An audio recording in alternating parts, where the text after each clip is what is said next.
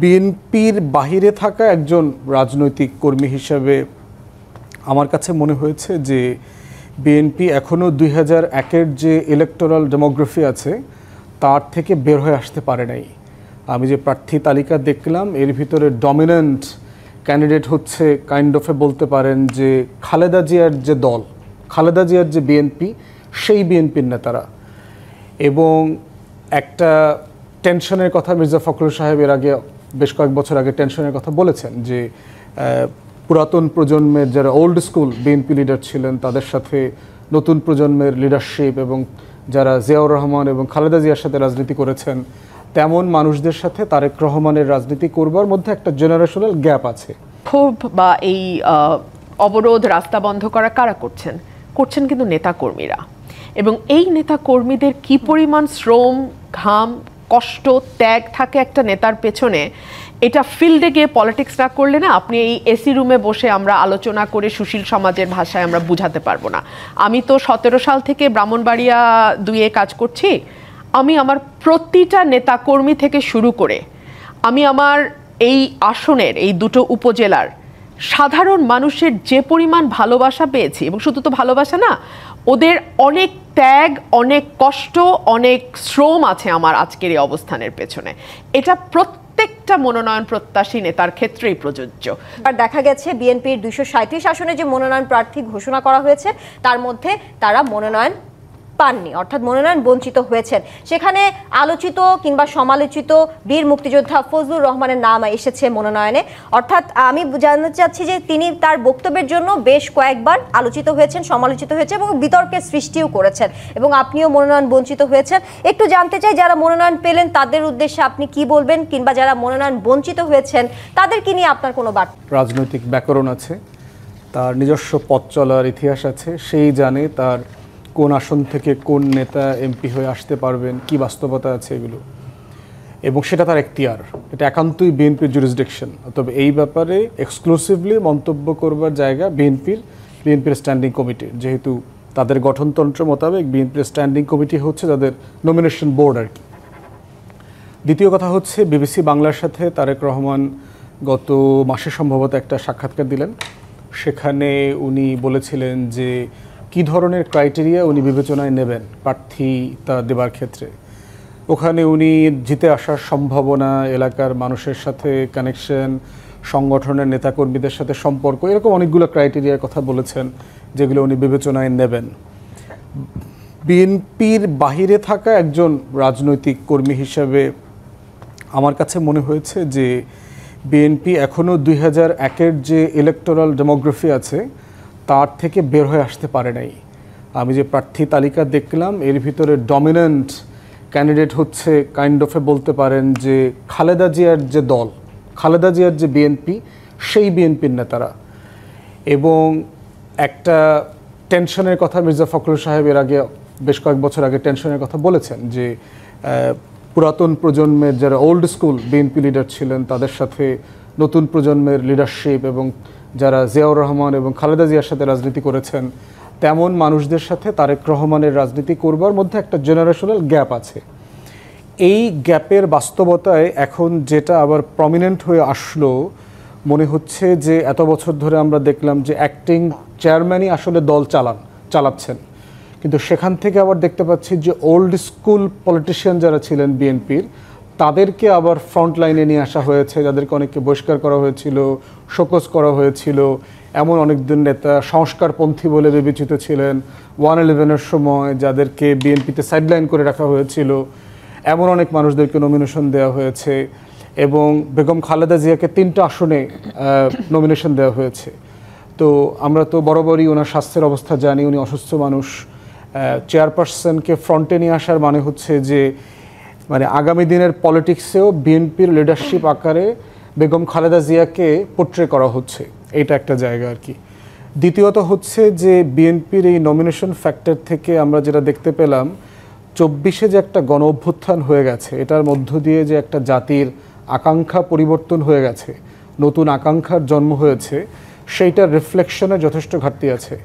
বিএনপির 31 দফার যে ভিশন আছে তার সংস্কারের, ঐকমত্য কমিশনে লম্বা আলোচনা, বিএনপির জুলাই সনদ স্বাক্ষর করা থেকে শুরু করে যেই ধরনের পরিবর্তনের রাজনীতি বিএনপি বলেছে গত কয়েক বছর থেকে বিভিন্ন ফোরামে এবং তাদের সিনিয়র লিডাররা সহ, এইটা যে ধরনের প্লেয়ারদেরকে দিয়ে মানে বাস্তবায়ন করা হবে সে কাজটা মিলছে না। যেমন ধরেন আপনি মেসি আর রোনাল্ডোকে দিয়ে যদি বিশ্বকাপ ক্রিকেটের টিম তৈরি করেন, এইটা আপনি আসলে ডেলিভার করতে পারবেন না। যদিও তারা ভালো প্লেয়ার, কিন্তু সে হচ্ছে ফুটবলের পিচে ভালো প্লেয়ার, সে আসলে ক্রিকেটের পিচে ভালো খেলতে পারবে না। তো ২৪-এর যে গণ অভ্যুত্থান, দেশের ৬.৫ কোটি মানুষ ভোট দেয় নাই, বয়স ৩৫-৪০, বিভিন্ন জরিপ বলছে যে প্রায় ৬০-৬২% মানুষ এখনও সিদ্ধান্তহীনতায় ভুগছে, তারা কোথায় ভোট দিবেন অথবা জানেন না। এই বাস্তবতায় যে প্রার্থী তালিকাটা দেখলাম, সেইটা সম্ভবত বিএনপির লিডারশিপের গত কয়েক বছরের বক্তব্য এবং তার যে ৩১ দফার ভিশন, এই ভিশনের সাথে যায় না। তারপরে ২-৪টা ভালো পিক যে নাই এর ভিতরে, এটা আমি বলবো না। যেমন ধরেন সানজিদা তুলিকে ঢাকা 14-তে নমিনেশন দিয়েছে, মায়ের ডাকের সমন্বয়ক। আমরা লম্বা সময় রাস্তায় একসাথে লড়াই করেছি গুম পরিবারের জন্য। শহীদ সালাউদ্দিন কাদের চৌধুরীর ছেলে হুমাম কাদের চৌধুরীকে নমিনেশন দিয়েছে। ইটস এ গুড পিক, কোনো সন্দেহ নাই। আমাদের ডিপার্টমেন্টের ছোটো বোন পুতুলকে নাটোরে নমিনেশন দিয়েছে। নওশাদ জমির ভাইকে পঞ্চগড়ে নমিনেশন দিয়েছে। It's a brilliant person. এর বাইরে আবার দেখেন যে এখানে আমার লার্নার ফ্রেন্ড রুবিন আছে। রুবিন হয়ে রাস্তায়, টকশোতে, টেলিভিশনে, সংসদে কে কতজন চিৎকার চেঁচামেচি করেছে। আমরা তো বহু স্ট্যান্ডিং কমিটির সদস্যের কথা শুনেছি, ওদেরকে ফোন দিয়ে পাওয়া যায় নাই। তো কিন্তু রুবিন তো কন্টিনিউয়াসলি এই আওয়ামী ফ্যাসিবাদের বিরুদ্ধে কথা বলেছে, লড়াই করেছে, গণমাধ্যমে কথা বলেছে, বিএনপিকে ডিফেন্ড করেছে। তো সেই জায়গাতে এটা অবশ্যই নতুন জেনারেশন, প্রফেশনালদেরকে পলিটিক্সে আনা, মেয়েদেরকে ডাইরেক্ট ব্যালটিংয়ে আনা, এই প্রত্যেকটা প্রিন্সিপালের সাথে আবার কন্ট্রাডিক্ট করে। তো সেই জায়গাতে এবং দেখেন যে একজনকে নমিনেশন দিয়ে লেস দ্যান 24 আওয়ার্স আবার তাকে জয় বাংলার অনুসারী হিসাবে তাকে আবার সাসপেন্ডও করতে হয়েছে। তো সেইটা বোঝা যাচ্ছে যে নমিনেশন দেওয়ার ক্ষেত্রে যে অ্যাক্টিং চেয়ারম্যানকে কারা আসলে গাইড করছেন না মিসলিড করছেন, এই গাইড করছেন না মিসলিড করছেন ব্যারিস্টার আসাদুজ্জামান ফুয়াদ, এই বিষয়ে আপনার কাছে পরবর্তীতে আসছি। ব্যারিস্টার শামীম হায়দার পাটোয়ারি, আপনার কাছে আসতে চাই। জুলাই সনদ বাস্তবায়নের সুপারিশ নিয়ে যে বিতর্কগুলো চলছিল রাজনৈতিক দলগুলোর মধ্যে, তারই মধ্যে বিএনপি 237 আসনে তাদের সম্ভাব্য প্রার্থীর তালিকা ঘোষণা করেছে। একটু জানতে চাই কেমন দেখলেন এবারে সম্ভাব্য প্রার্থীর তালিকা, এবং সেই সাথে জানতে চাই আপনাদের অবস্থান কি, কোনো প্রস্তুতি রাষ্ট্রপতি রাখতে হবে। সংবিধান ইস্যুতে গণপরিষদ বা সংবিধান ছুঁড়ে ফেলার ব্যাপারে তারা সমর্থন দেয়নি। সেনাপ্রধানের বিষয়েও তারা একসময় পজিটিভ কথা বলেছে, সেনাবাহিনীকে ডিস্টার্ব করা যাবে না। তারা জাপা অফিসে আগুন দেওয়ার পরে একটা নিন্দা প্রস্তাবও পাঠিয়েছিল, এটাও খুব ভালো নিদর্শন। তারা প্রথম থেকে বলেছিল আওয়ামী লীগকে ব্যান করা যাবে না। এরপরে যখন আওয়ামী লীগ ব্যান হয়ে গেল, তখন ওই 2 দিন তারা কোনো কথা বলেনি। ওই 2 দিনেই আমার মনে হয় বিএনপিকে ছাড়া এত বড় সিদ্ধান্ত ইমপ্লিমেন্ট করা যায় এটা বাস্তবায়ন হয়ে গেল। ওখান থেকে একটা রিট্রিট শুরু হলো বিএনপির গোড়া থেকেই মনে হচ্ছিল যে কোনো মূল্যে বুঝিয়ে সুঝিয়ে ডক্টর ইউনূস স্যারকে জিয়াউর রহমানের সাথে সমতুল্য করে সব কিছু মেনে নিয়ে একটা ভোট হলেই হবে। সব কিছু মেনে নিয়ে ভোট হয় না। দ্বিতীয় হচ্ছে ডক্টর ইউনূস স্যার বিশাল ব্যক্তিত্ব, দেশে যে সংঘাতময় ভোটটি হতে যাচ্ছে সেটাই যদি বিএনপি ক্ষমতায় আসে, ডক্টর ইউনূস স্যারের এখানে ম্যাটেরিয়ালিস্টিক বেনিফিট কি হবে, তিনি কেন এই ঝুঁকিটা বিএনপির জন্য নেবেন? উনি তো বিএনপির চেয়ারম্যান বা সভাপতি না। তো সেটার মধ্যেও আমি কোনো লজিক দেখি না যে এরকম একটা সংঘাতময় ভোট উনি করে দিয়ে বিএনপিকে ক্ষমতায় বসিয়ে সেফ এক্সিট করে বা ট্রানজিশন করে দেবেন। সবচেয়ে বড় বিপর্যয়টা বিএনপির হয়েছে কিছুটা, সেটা হচ্ছে যখন ডিসেম্বরে ভোটের ব্যাপারে সারা দেশ বিএনপি জাগরণ করেছিল, প্রধান উপদেষ্টা যখন লন্ডন গেলেন, ডিসেম্বরটা ফেব্রুয়ারি হয়ে গেল। প্রধান উপদেষ্টা ওখানে কিন্তু গণভোটের কথা বলেননি। তো আজকে এই মুহূর্তে সবচেয়ে গুরুত্বপূর্ণ ইস্যু কি? গণভোট। প্রধান উপদেষ্টা ওই সময় ওখানে পিআরের কথা বলেননি। কিছুদিন আগ পর্যন্ত পিআর নিয়ে ঝড় উঠানো হয়েছে। অর্থাৎ নির্বাচনকে ক্লাউডি করা বা নির্বাচনকে পেছানোর যতগুলো অপশন আছে, মতবাদ আছে, সবগুলো চলে আসছে। বিএনপি প্রথম থেকে জুলাই সনদেও আগ্রহী ছিল না, পরে আগ্রহী হয়েছে, প্রক্রিয়ার অংশগ্রহণ হয়েছে। বিএনপির সবচেয়ে বড় কম্প্রোমাইজ অলরেডি করে ফেলছে, যেটা যে সংসদের দিনই গণভোট হবে, এটা অসাংবিধানিক। আপনি গণভোট হবে সংসদে পাশ হওয়ার পরে। আমরা অবশ্যই একটু ব্যতিক্রমী সময়ে আছি, কিন্তু সরকার তো সংবিধানে হাত দিয়েই শপথ নিয়েছে। তখন অন্তর্বর্তী সরকার সংসদে ছিল না, তখন ডক্ট্রিন অফ নেসেসিটি ছিল, কোনো সরকার নাই, পালিয়ে গেছে। সো একটা সরকার করতে হবে, ওকে একটা ইন্টারিম গভর্নমেন্ট হলো। এখন কিন্তু আর ডক্ট্রিন অফ নেসেসিটি নাই, এখন সব আলোচনা করছে, বসছে। তো সেই বসার মধ্যেও তো সাংবিধানিকভাবেই সংবিধান অ্যামেন্ডমেন্ট করতে হবে। তো বিএনপি যখন রাজি হলো সংসদের দিনই গণভোট হবে, এটা একটা অসাংবিধানিক কম্প্রোমাইজ এবং অবাস্তব। কারণ 48টা বিষয়ে গণভোট হওয়া খুব কঠিন, 48টা ফান্ডামেন্টাল সংশোধনী। এখন তো দাবি উঠতেছে গণভোট হতে হবে কিছুদিনের মধ্যে। আমি 2 মিনিটে শেষ করে দিচ্ছি। গণভোট যদি হয়ে যায় তাহলে বিএনপি কিছুটা হাসি ঠাট্টার একটা পাত্র হয়ে যাবে, তাদের কোনো কথা কেউ রাখছে না এবং বিএনপির ক্রেডিবিলিটি নষ্ট হয়ে যাবে, বিএনপির কবর হয়ে যেতে পারে, এটা আমার আশঙ্কা। নাও এর মধ্যে বিএনপির আরেকটা ভুল, যেটা আমার মনে হচ্ছে, যে নমিনেশন দিয়ে দিল এমন সময়ে যখন তাদের ঐক্য প্রয়োজন। নমিনেশন মানেই কিন্তু অনৈক্য, এবং আজকে বাংলাদেশে 10-20টা জায়গায় অ্যানার্কি হচ্ছে। সাধারণ জনগণ কিন্তু মনে করছে যে এই অ্যানার্কিটা বিএনপি উপহার দিচ্ছে, এটা মানুষ ভালো চোখে নিচ্ছে না। আর রুমিন ফারহানার সংসদে যে অসাধারণ ভূমিকা ছিল, টকশোতে যে অসাধারণ ভূমিকা ছিল, আওয়ামী লীগের শীর্ষ নেতাদের সাথে টকশোতে বা বাইরে যেভাবে বোল্ডলি কথা বলতো, এটা অনেক বেশি সাহসের প্রয়োজন।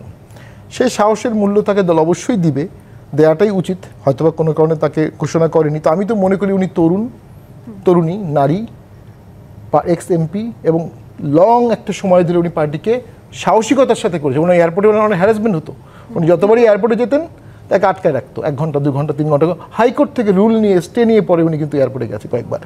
তো তার নমিনেশনগুলো তো যারা ইয়াং, নারী, প্রমিজিং, পাবলিক ইমেজ আছে, তাদের নমিনেশন নিয়ে যদি চিন্তা করতে হয়, এই জন্যই তো তরুণরা রাজনীতি বিমুখ। এই সব কিছু ছাপিয়ে সবচেয়ে বড় খবর হচ্ছে নাসিরউদ্দিন পাটোয়ারি বলছে খালেদা জিয়ার আসনে তারা প্রার্থী দেবে না। বিএনপির জন্য অসাধারণ একটা সুখবর যে খালেদা জিয়ার আসনে নাসিরউদ্দিন পাটোয়ারি বলছে এনসিপি প্রার্থী দেবে না। বিএনপির শুকরিয়া জানানো উচিত। ব্যারিস্টার রুমিন ফারহানা, আপনার কাছে একটু আসতে চাই।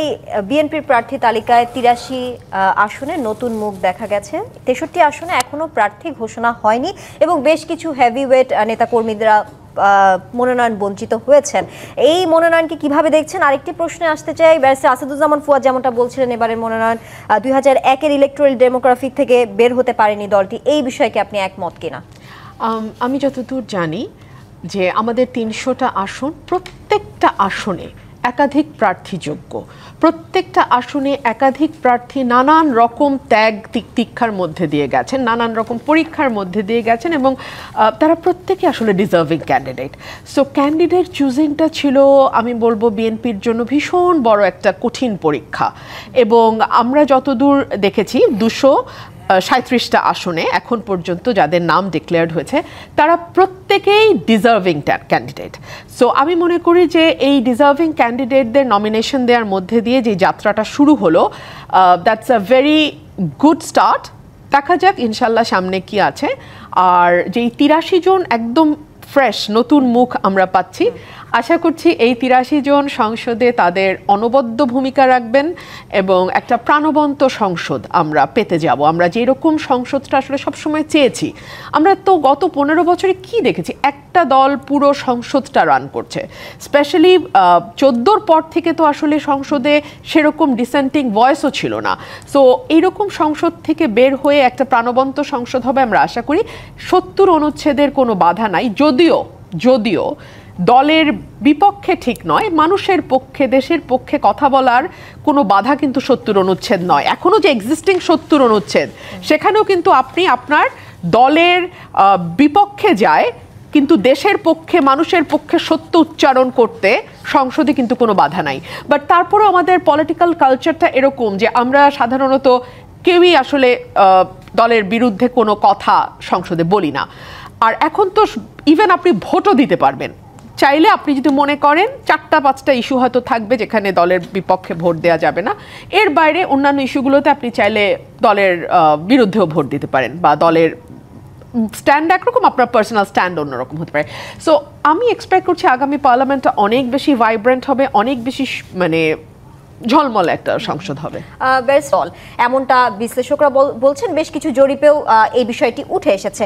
আপনিও একজন নারী নেতৃত্বকে কি আর একটু প্রাধান্য দেওয়া উচিত ছিল কিনা, আসলে কমতিটা কোন জায়গায় মানে আপনার মনে হয়? এগুলো আছে সেখানে কিন্তু যোগ্য নারী নেতৃত্বের খুব একটা অভাব আছে বলে আমি মনে করি না। হয়তো পুরুষের তুলনায় তাদের সংখ্যা কম, কিন্তু সেটা এত কম নয় যে ধরুন মাত্র 3% or 4% নমিনেশন তারা পাবে 100-র মধ্যে 3 জন বা 4 জন, but that is too low actually. আর দুই হচ্ছে যে আমাদের সার্বিক পরিস্থিতিটাই কি আপনি মনে করেন যে নারীর জন্য অনুকূল?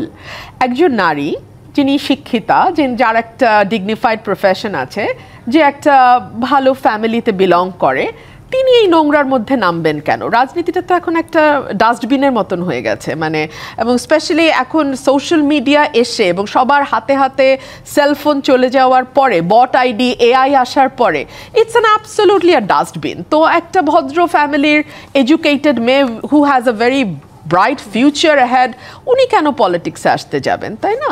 সো এই সব কিছু বিবেচনায় যদি কেউ চলেও আসে, দলগুলো হয়তো অত আস্থা রাখতে পারে না, আমি ঠিক জানি না কেন।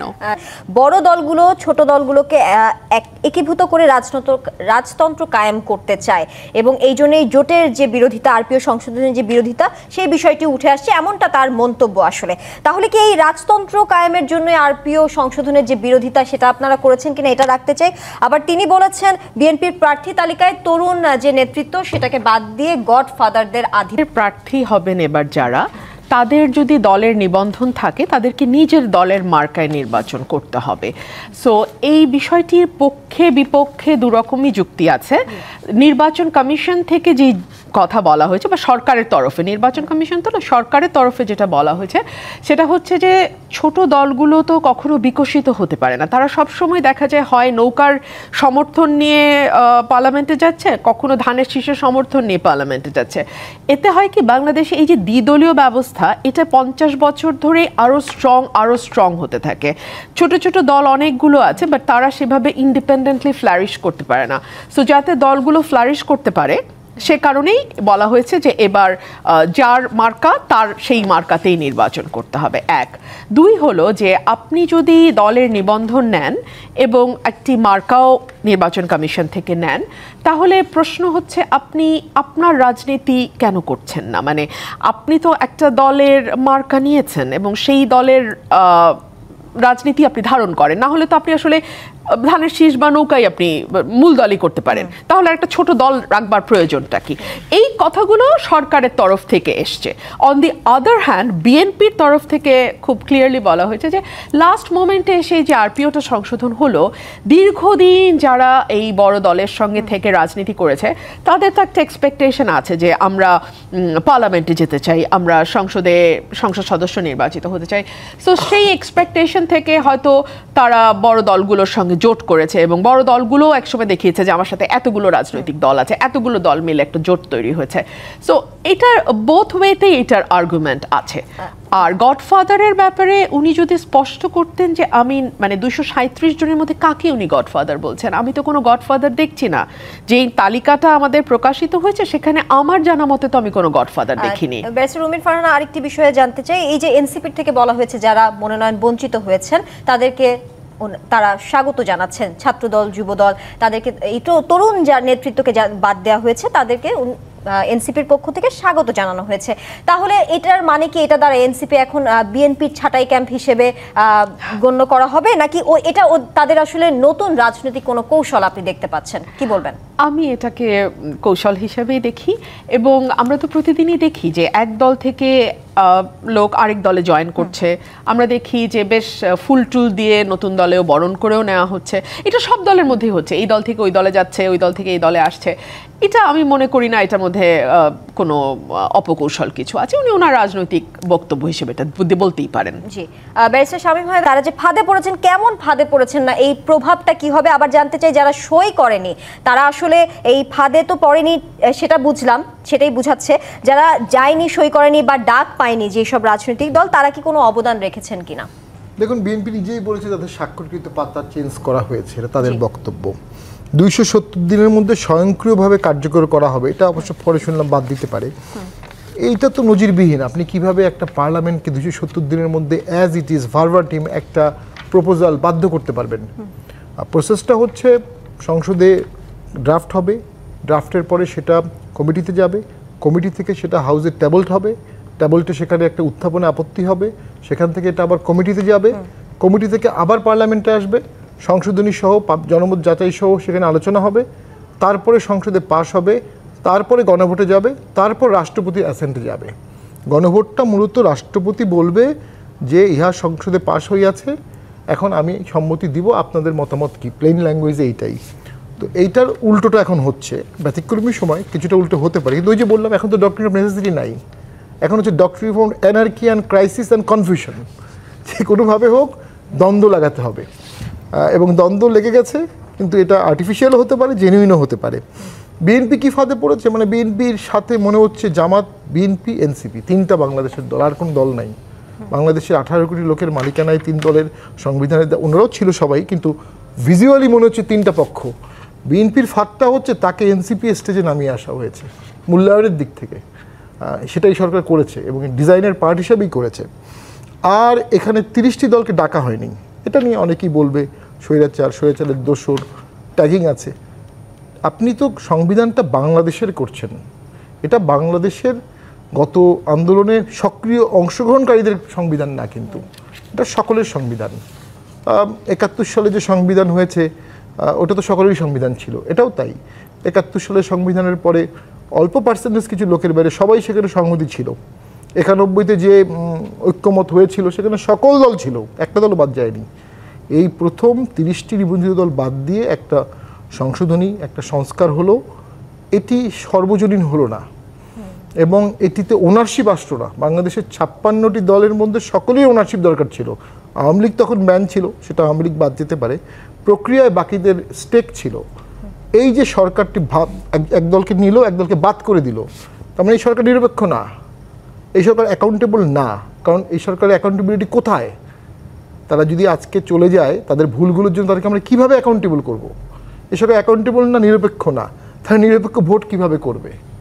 এই সরকার প্রথমেই একটা ভাগ করে ফেলেছে, এখন ভাগের মধ্যে একটা ভাগ হয়ে গেছে। যেমন এই গতকালকেই সরকার বলল যে এখন রাজনৈতিক দলগুলো ঠিক করবে গণভোট আগে নাকি সংসদ নির্বাচন আগে, অর্থাৎ বলটা ঠেলে দিল রাজনৈতিক দলের মধ্যে। তার আগে 3টা দল করে ফেলছে উনি, তো 3টার মধ্যে 2টো এখন যা বলবে উনি বলবে 3টার মধ্যে 2টো এটা মেনেছে, আমি এটা মেনে নেব। তো এগুলো ছাড়িয়ে একটা শব্দ কিন্তু চলে আসছে, সেফ এক্সিট। এই শব্দটা আসছে এবং এটার গুরুত্ব আছে। সঠিকভাবে যদি এই সরকার এই সমাধানগুলো করতে না পারে, 1 মিনিট শেষ করে দিচ্ছি, তাহলে সেফ এক্সিটে প্রবলেম হবে। সমাধান হচ্ছে নির্দলীয় কেয়ারটেকার গভর্নমেন্ট করা, যারা নিরপেক্ষ হবে। এই সরকার নিরপেক্ষতা হারিয়ে ফেলেছে, নো ডাউট। এবং সবগুলোকেই ওয়েলকাম জানানোর মতো, স্বাগত জানানোর মতো পরিবর্তন। আমি বরাবরই বলেছি যে বাংলাদেশে নির্বাচনে আলোচনাতে যে বিষয়গুলোকে সবচেয়ে মুখ্য আকারে বলা হচ্ছে, এখানে আমি বোধ করছি যে এর থেকে গুরুত্বপূর্ণ বিষয়গুলো সবসময় আলোচনার বাইরে থেকে যাচ্ছে। তার ভিতরে সবচেয়ে বড় জায়গা হচ্ছে সংখ্যার ভোটারকে কিভাবে চিন্তার ভোটার বানানো যায়, আর দ্বিতীয়ত হচ্ছে খরচের ব্যাপারটাকে অ্যাড্রেস করা। এই 2টা বিষয়কে প্রপারলি যদি নির্বাচন কমিশন এবং রাষ্ট্র সবাই মিলে যদি অ্যাড্রেস না করে, তাহলে এখানে গণতন্ত্রের যে মূল্যবোধ তৈরি হওয়া দরকার সমাজে, সেটা তৈরি হবে না। এবং দুঃখজনকভাবে হলো সত্য যে আমরা গত বছরের পর বছর ধরে এগুলো নিয়ে কথা বলেছি, গণ অভ্যুত্থানের পরে কথা বলেছি, নির্বাচন কমিশনের সাথে দেখা করে কথা বলেছি, এবং এর কোনো কিছুর মধ্যে দেখবেন যে আমার এই যে 18 বছর বয়স্কের তালিকাভুক্ত 12.5 কোটি মানুষ, এই মানুষগুলোর ভোটার হওয়াটা মানে কি, এইটা তাদেরকে কোনোদিন বোঝানো হয়নি। আপনি দেখবেন যে যখনই আচরণবিধির আলোচনা আসে অথবা নিয়মনীতি করবার প্রশ্ন আসে, সেটা থাকে হচ্ছে প্রার্থী কেন্দ্রিক। প্রার্থী কি করতে পারবে, কি করতে পারবে না, কতটুকু পারবে, কতটুকু পারবে না। কিন্তু ভোটের তো একটা বড় উপকরণ হচ্ছে ভোটার। প্রার্থী টাকা দিলে অপরাধ হবে, যদি ব্যক্তি টাকা নেন ভোটার। প্রার্থী অটো রিক্সা হাবি জাবি পাঠাবে না, কিন্তু রাষ্ট্র কি বিকল্প ট্রান্সপোর্ট ব্যবস্থা করছে, ট্রলার দিচ্ছে? নদী পার হয়ে কেন একটা কৃষক, একটা গরিব মানুষ ভোট দিতে আসবে? তো সেই জায়গাতে রাষ্ট্রর এই জায়গাগুলো, যে ভোটারদেরকে একটা প্রোটোকল তৈরি করা, আচরণবিধি তৈরি করা, ট্রেন করা, এখন প্রশ্ন হচ্ছে 12.5 কোটি মানুষ কিভাবে করব এত অল্প সময়। দেখেন, বাংলাদেশের সোশ্যাল যে ফ্যাব্রিক আছে সেই ফ্যাব্রিকে এই কাজটা করা খুব সহজ একটা কাজ। বাংলাদেশের প্রত্যেকটা কমিউনিটি মসজিদের ইমাম, মন্দিরের পুরোহিত, স্কুল কলেজের মাদ্রাসার শিক্ষক দ্বারা পরিবেষ্টিত। হেন কোনো কমিউনিটি নাই যারা এই প্রতিষ্ঠানগুলোর বাইরে বাস করেন, এবং তারাই কিন্তু দেখবেন নির্বাচনে কিন্তু এই মানুষগুলো কিন্তু পোলিং অফিসার, তারপরে প্রিজাইডিং অফিসার, অ্যাসিস্ট্যান্ট প্রিজাইডিং অফিসারের দায়িত্ব পালন করেন প্রত্যেকটা সেন্টারে। তো রাষ্ট্র কিন্তু এই মানুষগুলোকে অলরেডি কাজে লাগাচ্ছে, কিন্তু ভোটারদেরকে ট্রেন করার ক্ষেত্রে তাদেরকে কাজে লাগানোর জন্য কোনো উদ্যোগ আয়োজন দেখতে পাচ্ছি না। দ্বিতীয়ত বলেছিলাম যে লিখিত প্রোটোকল তৈরি করবার জন্য যাদেরকে রাষ্ট্র বিভিন্ন তার ডিপার্টমেন্ট, প্রত্যেকটা উপজেলাতে আপনার উপজেলাতে প্রশাসন আছে, ইউনিয়নে আমাদের কৃষি কর্মকর্তা আছে, তারপরে ভূমি অফিসের কর্মকর্তা আছে। তো সেই জায়গাতে আমরা বোধ করছি যে এইটা অ্যাড্রেস করা হচ্ছে না। বলা হচ্ছে ভোটার প্রতি 10 টাকা, আর টোটাল ইলেকশন কস্ট হচ্ছে 25,000 টাকা, 25 লাখ টাকা দেবে। একটা মেম্বারও এই নির্বাচনে এই সোনার বাংলাতে 25 লাখ টাকার থেকে বেশি খরচ করে। ইলেকশন ডেতে 1 কোটি টাকার উপরে খরচ আছে। তো সেই জায়গাতে রাষ্ট্র আইন করে প্রত্যেকটা প্রার্থীকে মিথ্যা কথা আগে এবং পরে লিখতে বাধ্য করছে। তাহলে এই রাষ্ট্র কিভাবে সংশোধন করবে নিজেকে? এই ভাবে অসুস্থ রয়েছেন। এখন প্রশ্ন আসছে নানা মহল থেকে যে নির্বাচনে বিএনপির নেতৃত্ব কে দিবেন, জিতলে প্রধানমন্ত্রী হবেন কে, এই বিষয়ে কিছু বলবেন কিনা?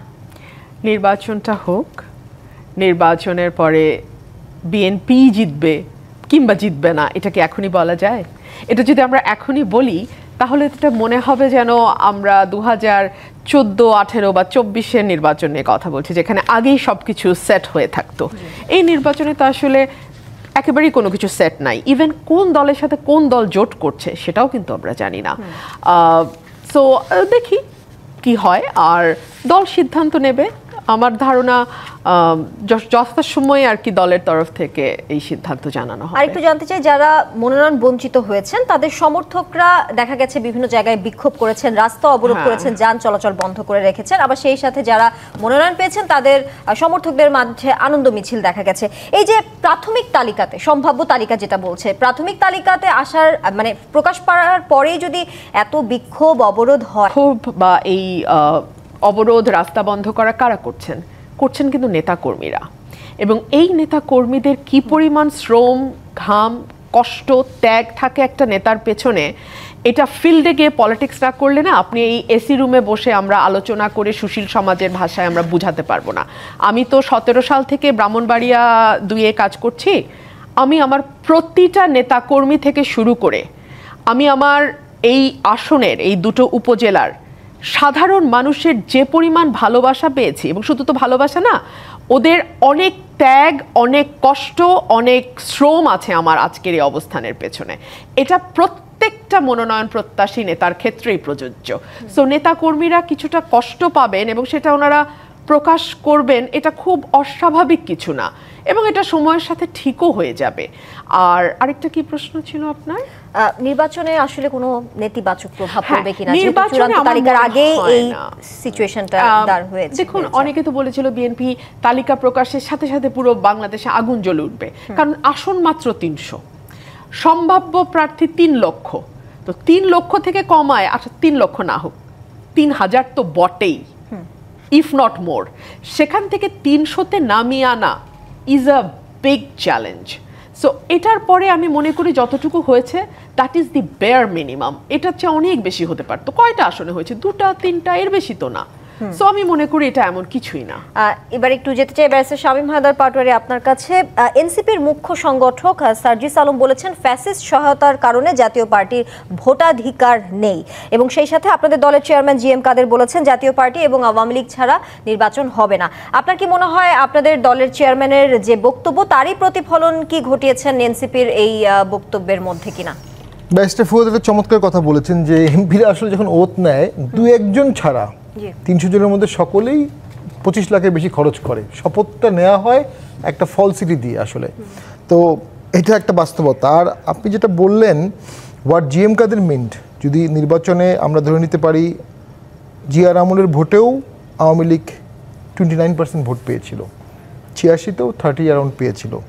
আওয়ামী লীগ প্রাচীন দল, তাদের অনেক দোষ আছে, দুষ্কর্ম আছে, অনেক কিছু আছে, কিন্তু তারা 4th জেনারেশন আছে তাদের, যাদের দাদার বাবা পর্যন্ত আওয়ামী লীগ করেছে আছে। এই পরিবারটা কম না। গত 17 বছর তারা খুব ইনস্টিটিউশনালি বেনিফিশিয়ারি গোষ্ঠী তৈরি করেছে, চাল দিয়েছে, ব্যবসা দিয়েছে, লাইসেন্স দিয়ে, এটা আমরা দেখেছি। আমরা এমপি হয়েও দেখতাম যে আমাদের থেকে ওদেরকে বেশি সেই সুবিধা দেওয়া হতো আমাদের দলের থেকে। এই সুবিধাগুলি বিশাল একটা গোষ্ঠী আছে। তাহলে এরা যদি ভোটের বাইরে থাকে, জাতীয় পার্টি যদি ভোটের বাইরে থাকে, তাহলে ন্যাচারালি ভোটের যে ভারসাম্য ভোটের দিন এটা থাকবে না। ভোট কাস্টিং কম হবে, ভোট কাস্টিং বাড়ানোর জন্য প্রিজাইডিংকে প্রেশার দেওয়া হবে, প্রিজাইডিং অনেক ক্ষেত্রে বাড়াবে, না বাড়ালে মারামারি কাটাকাটি, আওয়ামী লীগের সাথে সমর্থকরা অনেক জায়গায় বাধা দেবে, অনেক জায়গায় জামাত বিএনপি মারামারি হবে, অর্থাৎ ভোটটা সুষ্ঠু ভোট হবে না। উনি ভোট বলতে যেটা বলেছে, সুষ্ঠু ভোট হবে না। 14 সালের মতো হতে পারে, হয়তো 154 জন আনকন্টেস্টেড হবে না, ওই দিক থেকে অনেক খারাপ ভোট হওয়ার সম্ভাবনা আছে, উনি সেটাই মিন করেছেন। সাজিদ সাহেব যেটা বলেছেন এটা যেমন সত্য, আবার এনসিপির নাহিদ সাহেব তো বললো বঙ্গবন্ধু রাজনীতিবিদ হিসাবে মহান, এরকম একটা বক্তব্য দিল। অর্থাৎ একটা কোল্ড ওয়ার শুরু হয়েছে। যখন কোল্ড ওয়ার শুরু হলো কিভাবে, যখন জার্মানির ফল হলো, তখন ইউএস আর্মি এবং রাশিয়ান আর্মি খুব দ্রুত জার্মানি বার্লিনে যেতে চেষ্টা করলো। কে আগে বার্লিন যাবে, একজন সাংবাদিক বলেছে ওখান থেকে কোল্ড ওয়ার শুরু হয়েছে। এখন জামাত আওয়ামী লীগের ভোট কে পাবে, এটার জন্য বিএনপি, আওয়ামী লীগ, এনসিপি এরা একসাথে দৌড় দিচ্ছে। এই দৌড়ে একটা কোল্ড ওয়ার হচ্ছে। আওয়ামী লীগকে বাদ দিতে পারছেন, আওয়ামী লীগের ভোটার বাদ দিতে পারছেন না। এখনও জামাত জিতবে না বিএনপি জিতবে, জামাত হারবে না বিএনপি হারবে, এটা ডিসাইড করবে আওয়ামী লীগ ভোটার, যদি ভোট কেন্দ্রে তারা যায়। যদি না যায়, অনেক বিশ্লেষকরা বলছেন যে জামাত ভাবছে যে আওয়ামী লীগ ভোটাররা তাদেরকে ভোট করবেন। এই ভাবনার আসলে যুক্তিকতা, যুক্তি হচ্ছে জামাত একটা শৃঙ্খলিত দল, অত্যন্ত ডিসিপ্লিনড। জামাত যেটা পারবে নেটের মতো নিরাপত্তা দিতে, সেটা অনেক ক্ষেত্রে বিএনপি পারবে না, এইটা অনেকের মনে হচ্ছে।